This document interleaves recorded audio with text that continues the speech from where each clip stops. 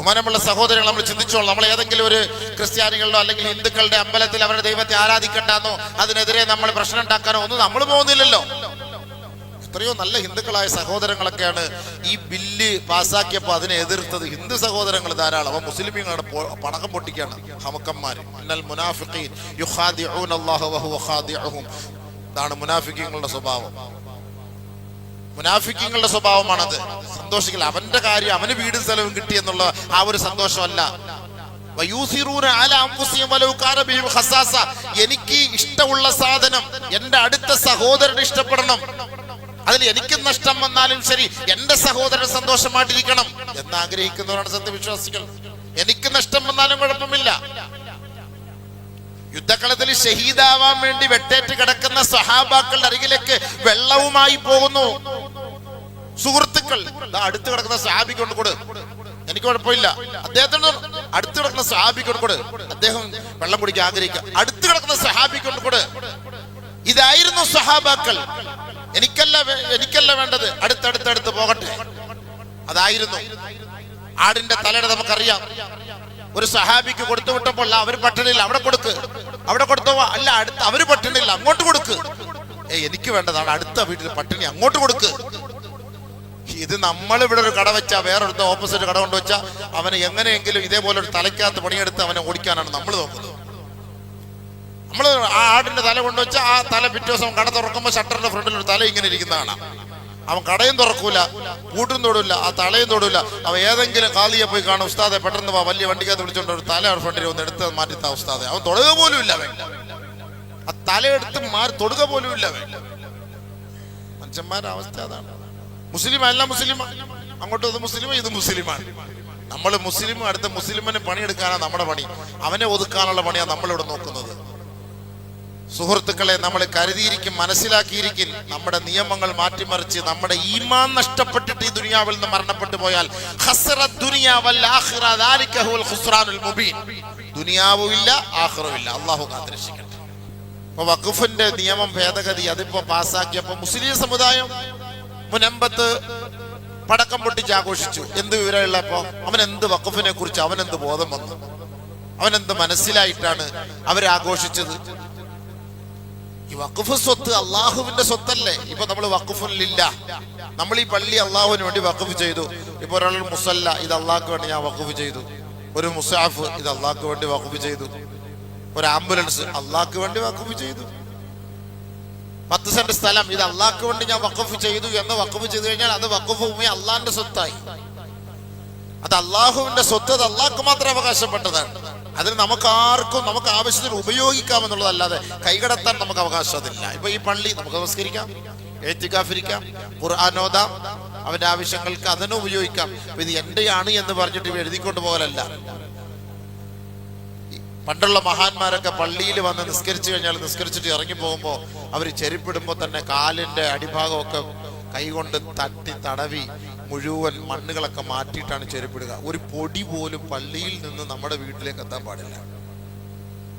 പള്ളിയിൽ നിന്നൊരു പൊടി പോലും വീട്ടിലേക്ക് പോകരുത്. കാരണം എന്ന് പറഞ്ഞാൽ ഇത് വഖഫ് സ്വത്താണ്, അള്ളാഹുവിന്റെ ഭൂമിയാണ്. പള്ളിയിലൊരു സാധനം കളഞ്ഞു പോയാൽ അന്വേഷിക്കാൻ പാടില്ല എന്ന്, തിരഞ്ഞു നോക്കാൻ പാടില്ല എന്ന് ഹദീസിലുണ്ട്.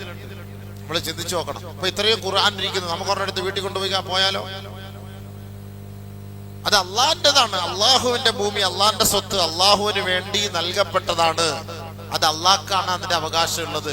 അത് കൈകടത്താൻ പാടില്ല. പക്ഷെ അത് കൈകടത്തിയപ്പോ, സർക്കാർ കൈകടത്തിയപ്പോ അതിൽ സന്തോഷിച്ചത് നമ്മുടെ മുസ്ലിം ഉമ്മത്താണെങ്കിൽ എന്താ അവൻ എന്ത് ഇസ്തിഖാമത്ത് ഈമാനോട് പറയും? അവന് ഈമാനിൽ എന്ത് വിശ്വാസം, ഇസ്ലാമിൽ എന്ത് വിശ്വാസം, ദീനിൽ എന്ത് വിശ്വാസം, ആഖിറത്തിൽ എന്ത് വിശ്വാസം, വഖഫ് സ്വത്തിൽ എന്ത് വിശ്വാസം? മുസ്ലിം ഉമ്മത്തിനെ മുഴുവനും ടാർഗറ്റ് ചെയ്തിട്ടുള്ള ഒരു പരിപാടിയാണ് ഇപ്പോഴത്തെ ഗവൺമെന്റ്. ഇസ്ലാമിക നിയമങ്ങളെ മാറ്റിമറിച്ചുകൊണ്ടിരിക്കുന്നത്, ഓരോരോ നിയമങ്ങളും. സമുദായം പട്ടിണിയിലാണ്, പരിഹാരം ഇല്ല. വിലക്കയറ്റം കൂടുന്നു, പരിഹാരം ഇല്ല. റോഡുകളൊക്കെ നശിച്ചു കിടക്കുന്നു, പരിഹാരം ഇല്ല. അവന്റെ പ്രാഥമിക ആവശ്യങ്ങൾ നിർവഹിക്കാൻ ഒരു കക്കൂസില്ല, പരിഹാരം ഇല്ല. ഒരു വീടില്ല, പരിഹാരം ഉണ്ടോ? പുറമ്പോക്കിൽ താമസിക്കുന്നവർക്ക് വീട് കെട്ടിക്കൊടുക്കാൻ, അല്ല ഒരു സെന്റ് ഭൂമി കൊടുത്ത് അവരെ ഒന്ന് സഹായിക്കാൻ പരിഹാരമില്ല. ഇവിടെ എല്ലാം ഇന്ത്യ രാജ്യത്ത് എത്രയോ ആവശ്യങ്ങൾ, ജനങ്ങൾക്ക് ആവശ്യമായ കാര്യങ്ങൾ നടപ്പിൽ വരുത്താനുള്ള സർക്കാർ ഒരു സമുദായത്തെ മാത്രം ടാർഗറ്റ് ചെയ്തിട്ട് നിയമങ്ങൾ മുഴുവനും മാറ്റിമറിച്ചുകൊണ്ടിരിക്കുകയാണ്. നമ്മളോ മിണ്ടാ പൂച്ച. ഹദീസിൽ നബി സല്ലല്ലാഹു അലൈഹി വസല്ലമ തങ്ങൾ പറഞ്ഞിട്ടുള്ള സംഭവങ്ങൾ അശ്റാത്തു സാഅത്തിൽ കുബ്ര സുഗ്റ പരിശോധിച്ച് നോക്ക്. നബി തങ്ങൾ പറയാത്ത ഒന്നും ലോകത്ത് നടന്നിട്ടില്ല, നടക്കേയില്ല. ഒരു കാലഘട്ടം വരും, യലി ഉമ്മത്തി ഖൗമുൻ ജുസസുഹും ജുസസുൻ നാസ്. ഒരു കാലഘട്ടം വരും, എന്റെ ഉമ്മത്തിന്റെ കടിഞ്ഞാൺ പിടിക്കുന്ന ഒരു വിഭാഗം ആളുകൾ, അവരുടെ ശരീരം ജുസസുൻ നാസ് മനുഷ്യരെ പോലെയായിരിക്കും. ഖുലൂബുഹും ഖുലൂബു ശയാത്തീൻ, അവരുടെ ഖൽബ് ശൈത്താന്റെ ഖൽബുകളായിരിക്കും. നബി സല്ലല്ലാഹു അലൈഹി വസല്ലം പറഞ്ഞത്. വയുഹാറു ഫീ ഹുക്മിഹിം, നിയമങ്ങളൊക്കെ അവർ മാറ്റിമറിക്കും.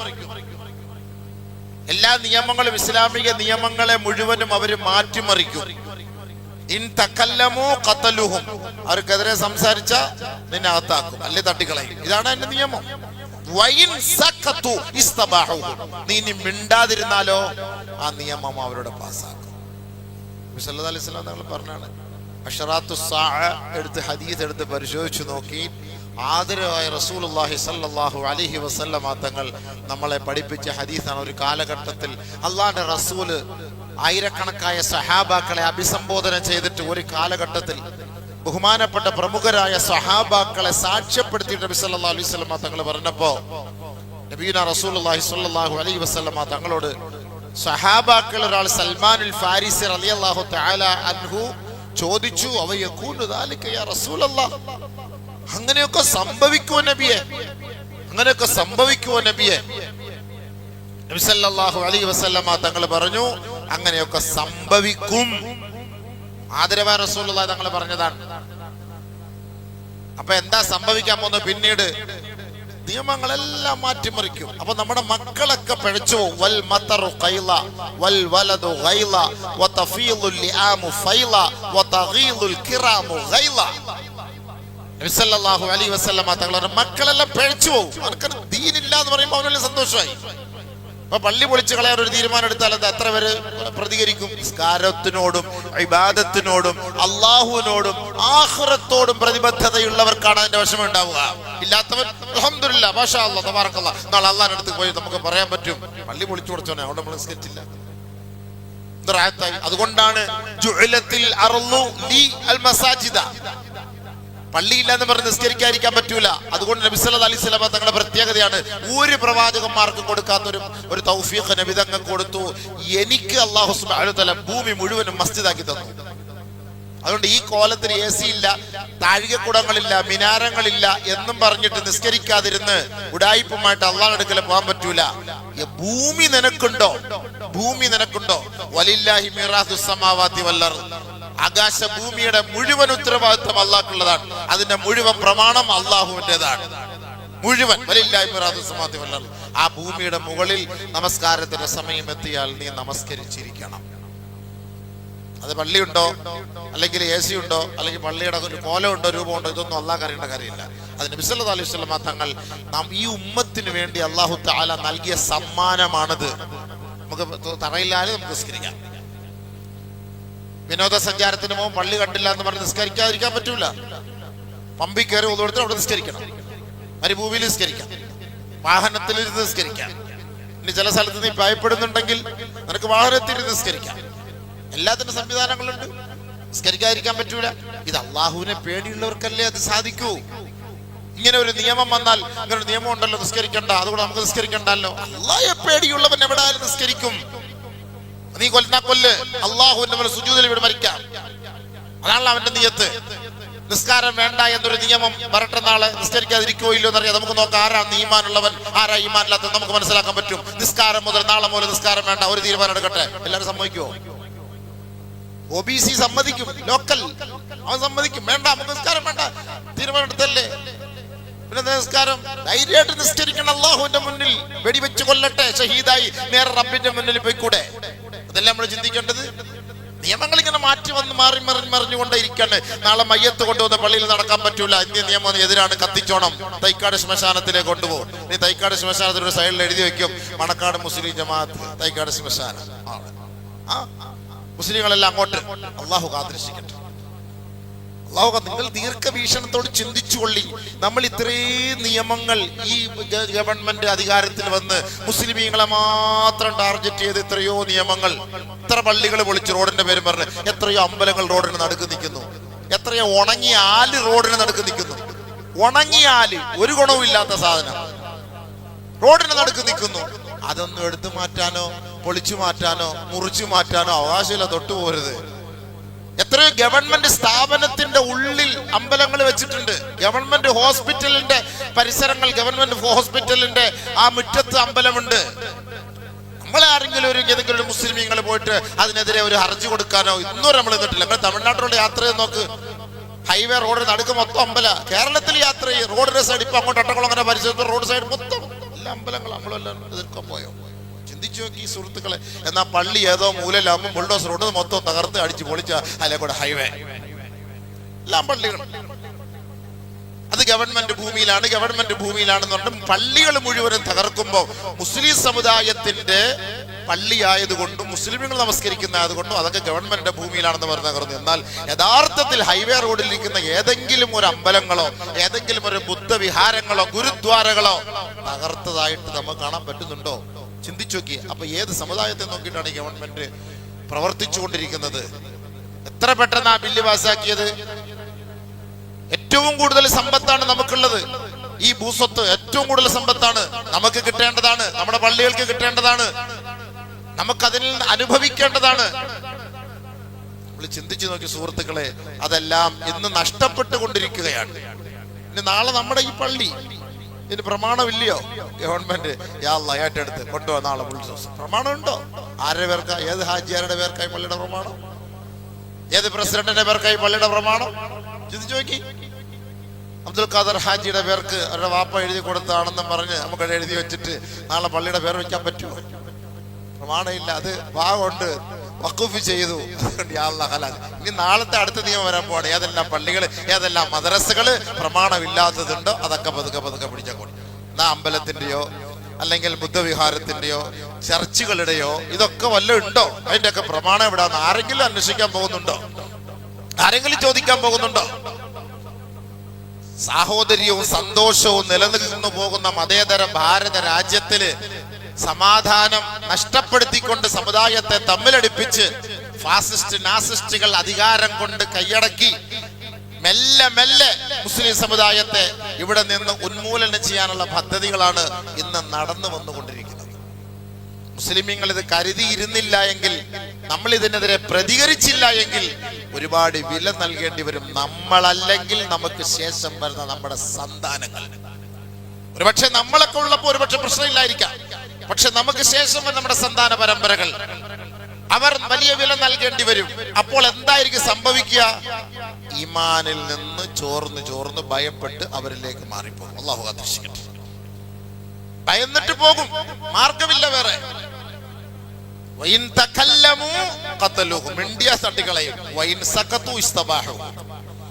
ഒരു നിയമം ഇവിടെ കൊണ്ടുവന്നാൽ നമ്മൾ ആരും പ്രതികരിക്കുന്നില്ല എങ്കിൽ അവർ ഇസ്തബാഹും അതിവിടെ പാസ്സാക്കും.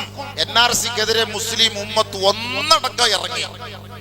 കേരളത്തിൽ ഒന്നടക്കം ഇറങ്ങി. എന്തായിരുന്നു റോഡിലൊക്കെ തിരക്ക് ബ്ലോക്ക്? അറഫ മൈതാനിയിൽ നിന്ന് ജനങ്ങൾ ഒഴുകുന്നത് പോലുള്ള ഒഴുക്കായിരുന്നു. പക്ഷെ ഇപ്പൊ എന്താ? വഖഫിന്റെ പേരിൽ എത്ര പേര് ഇറങ്ങി? അന്നത് പാസ്സാക്കിയോ? എന്താ സംഭവം പാസ്സാക്കാത്തത്? നമ്മുടെ കട, നമ്മുടെ വീട്, നമ്മുടെ വസ്തു, നമ്മുടെ സ്ഥലം, സ്വന്തം നമ്മുടെ, ഇസ്ലാമിന്റെ ഒന്നുമല്ല, നമ്മളെ. ഞാൻ കഷ്ടപ്പെട്ട് ഗൾഫിൽ പോയി ഉണ്ടാക്കിക്കൊണ്ട് വന്ന എന്റെ പൈസ, എന്റെ വിയർപ്പ് കൊണ്ട് ഞാൻ ഉണ്ടാക്കി എന്റെ പൈസ, അത് പോയാൽ എനിക്കത് പ്രശ്നമാണ്. എന്റെ മക്കൾക്കുള്ളത് എനിക്കത് പ്രശ്നമാണ്. എന്റെ കട, എന്റെ ബിൽഡിങ്, കോടാനുകോടിയുടെ ബിൽഡിംഗ് എല്ലാം എനിക്കുണ്ട്, അതെല്ലാം പോയ പ്രശ്നമല്ലേ? ഇറങ്ങ് വാ, വിളി കേട്ട ജിബ്രീൽ പോലും ഞെട്ടിപ്പോയി. ഈമാനോടുള്ള പവറിന്റെ വിളിയാണ്. അള്ളാന്റെ സ്വത്ത് എടുത്തുകൊണ്ട് പോകുന്ന ഒരു കൂട്ടം മുശ്രിക്കുകൾ ഇറങ്ങു വാ, നമുക്ക് പോവാ, സലാം പറയാ, തക്ബീർ വിളിക്കാം. ആരുണ്ട്? എല്ലാണ്ട് ഒതുക്കി മൂലം മിണ്ടാതെ കൂടിയിരിക്കുകയാണ്. വഖഫല്ലേ? അല്ലി വല്ലേ? അതൊക്കെ ഇപ്പൊ ആർക്ക് വേണം? വഖഫ് ചുമ്മാ വെറുതെ കാട് പിടിച്ച് കിടക്കുന്നത്, അതൊക്കെ ഇപ്പൊ ആർക്ക് വേണം? പോട്ടെ. പോട്ടെ, കാട് പിടിച്ചു കിടക്കുന്ന പോട്ടെ എന്നല്ല അതിന്റെ അർത്ഥം. ഹുമയൂൺ കൊട്ടാരത്തിൽ പോയി നോക്കി. ഹുമയൂൺ കൊട്ടാരത്തിൽ 3 പള്ളി കണ്ട്. ആ 3 പള്ളിയും പിന്നെ കാളയും പശുവും കയറി ഇറങ്ങി കിടക്കുകയാണ്. അത്ര വലിയ ഒരു പള്ളിയിൽ മുഴുവനും ഖുർആൻ എഴുതി വെച്ചിട്ടുണ്ട്. ഖുർആൻ മുഴുവനും എഴുതി വെച്ചിട്ടുണ്ട്. നമ്മൾ പോയി ഡൽഹിയിലൊക്കെ പോയിട്ട് നോക്കണം വല്ലപ്പോഴും. ഡൽഹിയൊക്കെ ആരായിരുന്നു, എന്തായിരുന്നു? ആ ഇസ്ലാമിക ഷിയാറുകൾ മുഴുവനും നശിപ്പിച്ചു കൊണ്ടുവരികയല്ലേ. നമ്മൾ ചിന്തിക്കണം. നമ്മളിവിടെ ഒരു വർഗീയതയും ഒരു ഭിന്നിപ്പും ഉണ്ടാക്കാനല്ല മുസ്ലിം സമുദായം ആഗ്രഹിക്കുന്നത്. ആ ഇന്ന് ഡൽഹിയിൽ ഇന്ന് കാണുന്ന ആ ഒരു സംഭവങ്ങൾ, അത്ഭുതങ്ങൾ, ഇതൊക്കെ ഇതിന്റെയൊക്കെ കാരണക്കാരാരാണ്? പണ്ഡിതന്മാരായ മുൻ കാലഘട്ടങ്ങളിലെ 8 നൂറ്റാണ്ട് കാലം ഇന്ത്യ രാജ്യം ഭരിച്ചിരുന്ന മുഗളന്മാർ ഇന്ത്യക്ക് വേണ്ടി ചെയ്ത സമ്മാനങ്ങളാണ് ഇതെല്ലാം. വിദേശികളെ പോലും അത്ഭുതപ്പെടുത്തുമാറുള്ള ഈ സംഭവ വികാസങ്ങൾ ഇന്ത്യക്ക് വേണ്ടി സമ്മാനിച്ചത് അതിൽ ബഹുഭൂരിഭാഗവും മുസ്ലിമീങ്ങളല്ലേ. ബ്രിട്ടീഷ് സാമ്രാജ്യത്തെ ഇവിടെ തുടച്ചു നീക്കിയതിൽ പണിയെടുത്തത്, അവരുടെ മുന്നിൽ പോയി യുദ്ധം ചെയ്ത് ഷഹീദായതിൽ ബഹുഭൂരിഭാഗം മുസ്ലിമീങ്ങളല്ലേ. പണ്ഡിതന്മാർ അടക്കം, ഉലമാക്കളടക്കം താടിയും തലപ്പാവും വെച്ചിട്ടാണ് ബ്രിട്ടീഷ് സാമ്രാജ്യത്തിനെതിരെ പൊരുതിയതവര്. അങ്ങനെ നമ്മളിപ്പോ സൂചിക്കുന്ന സ്വാതന്ത്ര്യത്തോടു കൂടി അവരതിനുവേണ്ടി പണിയെടുത്തു, അവർ ഷഹീദായി. പക്ഷെ നമുക്ക് ഇതിനെ കുറിച്ച് വല്ലതും ഉണ്ടോ? പഠിക്കാനോ വല്ലതും ഉണ്ടോ? സ്കൂളിലോ കോളേജിലോ പുസ്തകത്തിലൊക്കെ പോയി ഇതൊന്നും നമുക്കില്ല, ഒന്നും കാണാനില്ല. എന്ത് ചെയ്തു എന്നാ ചോദിക്കും ഇന്ത്യ രാജ്യത്തിന് വേണ്ടി. നമ്മളിത് ചിന്തിക്കണം. ഏത് മേഖല എടുത്താലും മുസ്ലിം സമുദായമാണ് എല്ലാത്തിന്റെയും മുൻപന്തിയിൽ നന്മയ്ക്ക് വേണ്ടി നിന്നത്, ഇന്ത്യക്ക് വേണ്ടി. ഹിന്ദ്, ഈ ഹിന്ദ് എന്ന പദം തന്നെ ഇസ്ലാമിന്റെ പദമാണ്. നമ്മൾ ആരെങ്കിലും പറഞ്ഞു നമ്മൾ കേസ് കൊടുക്കാൻ പോലെ ഖദീജ റളിയല്ലാഹു തആല അന്നയുടെ 2 മക്കളുടെ പേര് ഹിന്ദ് എന്നാണ്. നമ്മൾ ആരെങ്കിലും കേസിന് പോയോ? ഞങ്ങളുടെ ബീവി ഖദീജയുടെ മകളുടെ പേരാണ് ഹിന്ദ്, അതുകൊണ്ട് ഇത് മൊത്തം ഞങ്ങൾക്ക് എഴുതി തരണം, ബാക്കിയുള്ളവർ ഇവിടെ നാട്ടി ഓടിക്കണം, ഇതല്ല. നമ്മൾ പോയില്ല. അബൂ സുഫിയാൻ റളിയല്ലാഹു തആല അൻഹുവിന്റെ അൻഹയുടെ ഭാര്യയുടെ പേര് ഹിന്ദ് എന്നാണ്. ചിന്തിച്ചു നോക്കണം. ഹിന്ദ് റളിയല്ലാഹു തആല അൻഹ. ബഹുമാനമുള്ള സഹോദരങ്ങളെ, ആ ഹിന്ദ് റളിയല്ലാഹു തആല അൻഹയുടെ പേര് വെച്ച ഹിന്ദ്. നബി അലൈഹി സ്വലാത്തു വസ്സലാം ആദ്യം ഇറങ്ങിയത് ഇന്ത്യയില്. നമ്മൾ പറഞ്ഞോ, ഞങ്ങളുടെ പിതാവ്, ആദ്യ പിതാവ് ആദം നബിയുടെ പാദസ്പർശം കൊണ്ട് അനുഗ്രഹീതമായ മണ്ണാണ് ഇന്ത്യ. അത് ഞങ്ങൾക്കാണ് ഇവിടെ അവകാശം. നമ്മളാരും പറയുന്നില്ല. ഇവിടെ സന്തോഷത്തോടു കൂടി എല്ലാ മതക്കാരും ജീവിക്കട്ടെ. നമുക്ക് ഈ മനുഷ്യനെ സ്നേഹിക്കുന്ന ഒരു സാഹചര്യം ഗവൺമെന്റ് ഏറ്റെടുക്കണം. അതാ വേണ്ടത്. മനുഷ്യന് അവനവന്റെ ജീവിതം, അവനവന്റെ മതത്തെ സ്വീകരിച്ചുകൊണ്ട് all person is equally entitled to freedom of conscience and right to freely profess, practice and propagate religion. ഭരണഘടന 26, 27, 28, 29 ഈ ഭാഗങ്ങൾ എടുത്ത് പരിശോധിച്ചാൽ ഏത് മതക്കാർക്കും ഇന്ത്യ രാജ്യത്തിൽ അവരുടെ ദൈവത്തെ ആരാധിക്കാനുള്ള പരിപൂർണമായ സ്വാതന്ത്ര്യമുണ്ട് ഇന്ത്യ രാജ്യത്ത്. ഇതാണ് എഴുതി വച്ചിരിക്കുന്നത്. അതങ്ങനെ പോയിക്കോട്ടെ, ആരെയും നിർബന്ധിക്കണ്ട. അവരവരുടെ മതത്തെ അനുസരിച്ച് അവരവരുടെ ദൈവത്തെ അവർ വിശ്വസിച്ച് അവർ ആരാധിച്ചു കൊള്ളട്ടെ. നമ്മളെല്ലാവരും അതുകൊണ്ട് മനസ്സിലാക്കിയിരിക്കും. നമുക്ക് ഇങ്ങനെ ഒരു വിഷയം വന്നാൽ നമ്മൾ പ്രതികരിക്കണം. ഹബീബിങ്ങളെ, പ്രതികരണശേഷി എന്ന് നമുക്ക് നഷ്ടപ്പെട്ടു പോകുന്നത്. ദുആ ചെയ്തൂടെ? പാതിരാത്രി എഴുന്നേറ്റ് പടച്ചവനെ, ഞങ്ങൾക്കെതിരെ നിയമങ്ങൾ പാസ്സാക്കിക്കൊണ്ടിരിക്കുകയാണ്, നീ അവരെ കൈകാര്യം ചെയ്യണം അല്ലാ. നീയാണ് ആകാശഭൂമിയുടെ അധീശാധികാരി, നീയാണ് പടച്ചവനെ. നിന്റെ നിയമങ്ങളെ മാറ്റിമറിക്കാൻ നീ അനുവദിക്കരുതേ അല്ലാ എന്ന് പറഞ്ഞിട്ട് പാതിരാത്രി എഴുന്നേറ്റ് അള്ളാഹുവിന്റെ മുന്നിൽ പൊട്ടിക്കറിഞ്ഞ് ദുആ ചെയ്തിട്ടെങ്കിലും നമുക്ക് പ്രതിഷേധിച്ചുകൂടെ സഹോദരങ്ങളെ? അതെങ്കിലും ആയിക്കൂടെ? ദുആയ്ക്ക് വലിയ ബലമാ അല്ലാഹുവിന്റെ അടുക്കലുള്ളത്. നമ്മൾ റമദാൻ മാസത്തിന്റെ രാപ്പകലുകളൊക്കെ ഇബാദത്ത് ചെയ്ത് നോമ്പെടുത്തിട്ട് അള്ളാഹുവിന്റെ തൃപ്തിയും പ്രീതിയും ഒക്കെ കരസ്ഥമാക്കിയിരിക്കുന്ന നമുക്ക് റബ്ബിനോട് പറയാം, കരഞ്ഞു പറയാം, പൊട്ടിക്കരഞ്ഞു പറയാം, അള്ളാഹുവേ, നിന്നെ ആരാധിച്ചതിന്റെ പേരിലാണ് ഞങ്ങൾ ഈ ത്യാഗങ്ങൾ അനുഭവിക്കുന്നത്. എന്തുകൊണ്ടാണ് മുൻകാലഘട്ടങ്ങളിലെ മഹാന്മാർ, പണ്ഡിതന്മാർ, സഹാബാക്കൾ ഇവരൊക്കെ പീഡനങ്ങൾ ഏറ്റുവാങ്ങേണ്ടി വന്നതിന്റെ കാരണം എന്താ?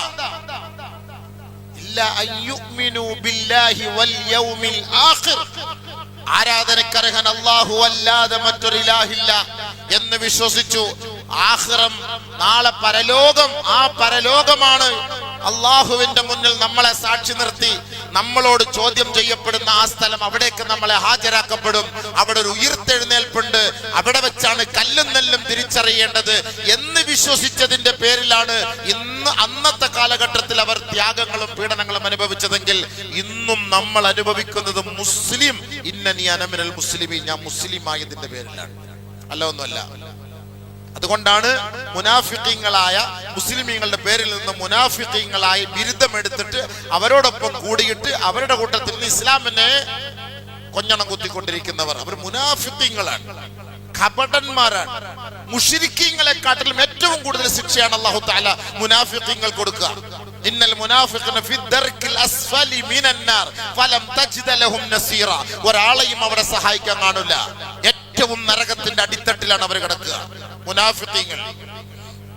ചെറിയൊരു അധികാരത്തിന്റെ കസേരയ്ക്ക് വേണ്ടി ഒരു 5 സെന്റ് ഭൂമിയിൽ വീട് വെച്ചവന് കൊടുക്കുമെന്നതിന്റെ പേരിൽ ഒരു 50 കോടി അവന്റെ കയ്യിൽ കൊടുക്കുമെന്നതിന്റെ പേരിൽ അത്രയേ ഉള്ളൂ.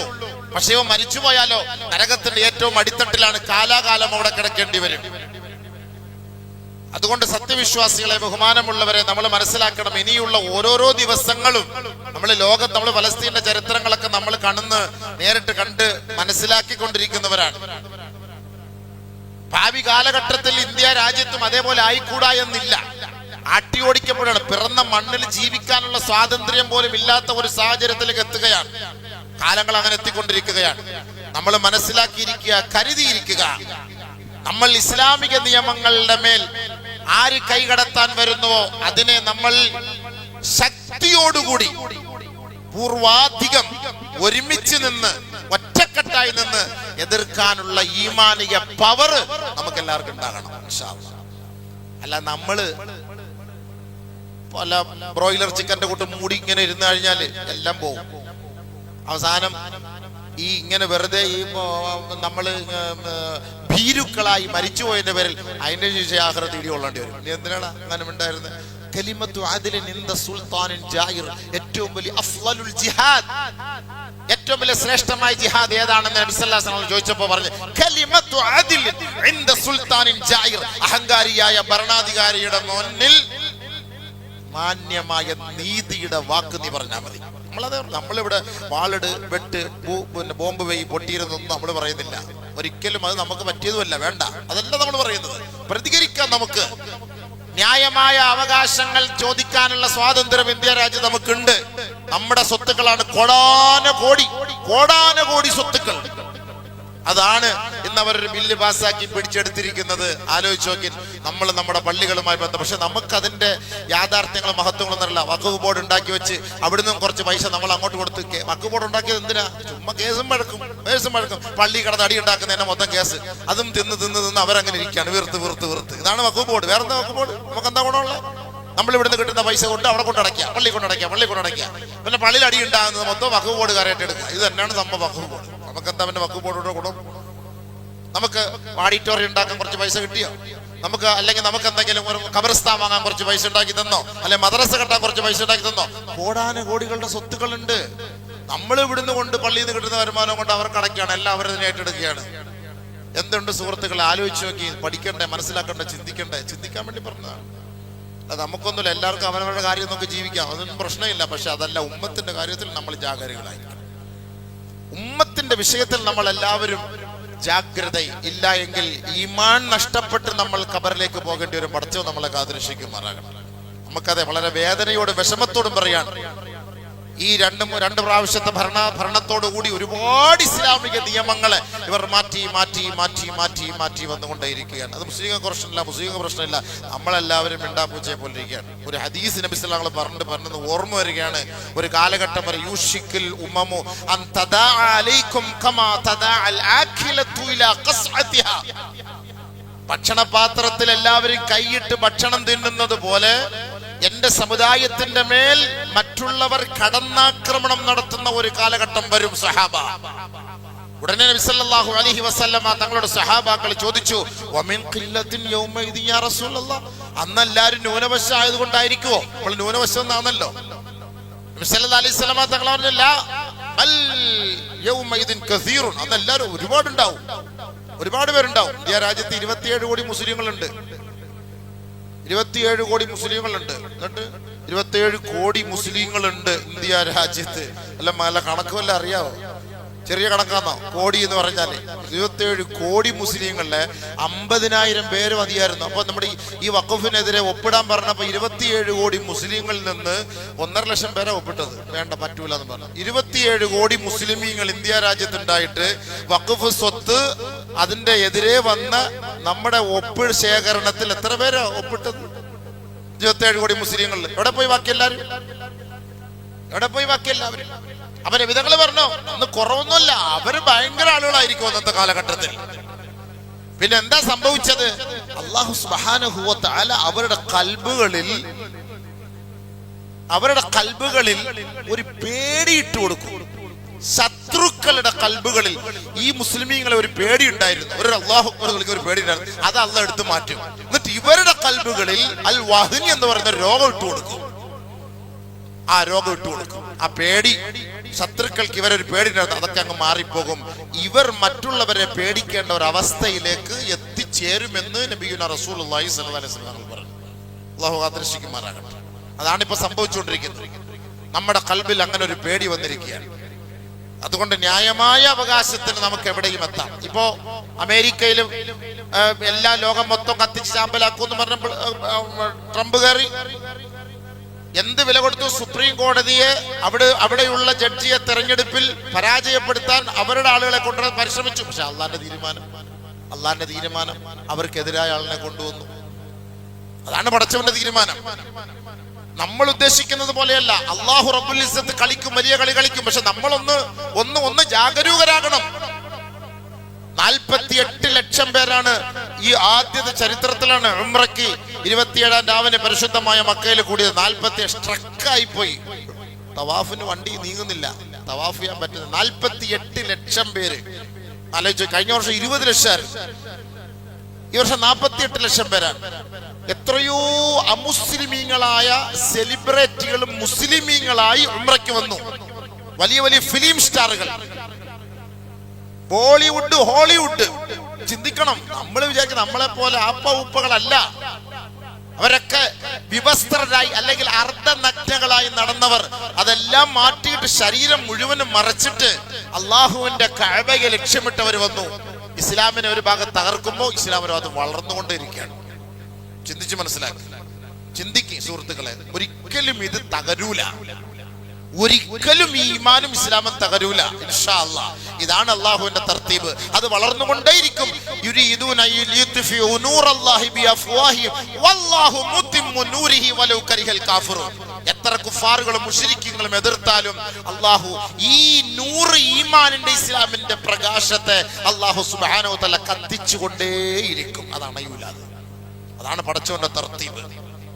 അതുകൊണ്ട് നമുക്ക് പറയാനുള്ളത്, ഇങ്ങനെ ഇസ്ലാമിനെതിരെ വരുന്ന ഈ വെല്ലുവിളിക്ക് നമ്മൾ അതിനെ എങ്ങനെ നമ്മളെ കൊണ്ട് പ്രതികരിക്കാൻ കഴിയും ആ രീതിയിൽ നമ്മൾ പ്രതികരിക്കണം. നമ്മൾ മിണ്ടാണ്ടിരിക്കരുത്. അത് നമ്മൾക്കിടയിൽ വന്നു പോകുന്ന ഏറ്റവും വലിയൊരു വഹനായി മാറും.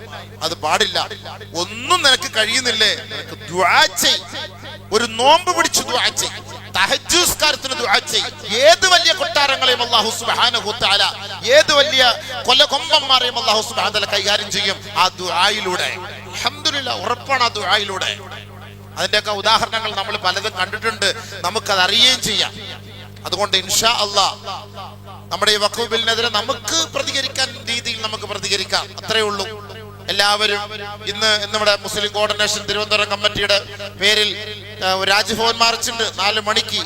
കഴിവതും എത്താൻ പറ്റുന്നവർ പോയി അതിൽ സഹകരിക്കും, അതിന്റെ കൂട്ടത്തിൽ നിന്ന് പ്രതികരിക്കും. അതല്ലാത്ത സ്ഥലങ്ങൾ ഇതിനുവേണ്ടി പ്രതിഷേധ പ്രകടനങ്ങൾ, യോഗങ്ങൾ എവിടെല്ലാം സംഘടിപ്പിക്കുന്നുണ്ടോ, ഒരു നാവ് കൊണ്ടെങ്കിലും നമ്മൾ പ്രതികരിക്കുന്ന ആഖിറത്തിൽ പറയാമല്ലോ, പടച്ചവനെ ഞാൻ പറഞ്ഞു അല്ല, എന്നെ കൊണ്ട് അതേ പറ്റുള്ളൂ, അല്ല എനിക്ക് മറ്റൊന്നും കഴിയില്ല, അത് നമുക്ക് പറയാൻ കഴിയും.